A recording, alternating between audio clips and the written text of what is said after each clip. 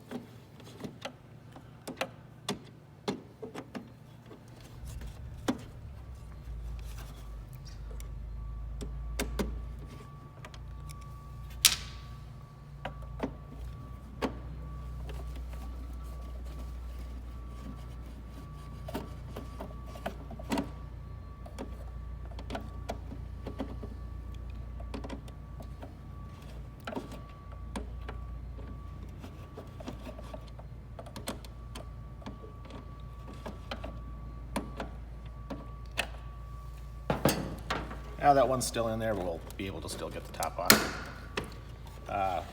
Pop it up by lifting the back. There's a couple clips in the front that it holds onto. So once it kind of snaps loose, you can lift it up.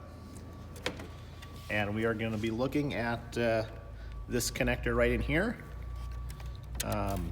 It's a little tough to get to, but you should be able to just reach in and give it a good push there to make sure it's in there nice and tight again. Some of these other display cables here, if it still is not working, you can unplug these, plug them back into each of their respective spots. When you do have this open, make sure that you've got it unplugged. And if you do need to test in between, you can sure do that. Just put kind of the cover loosely back on there. Plug it back in.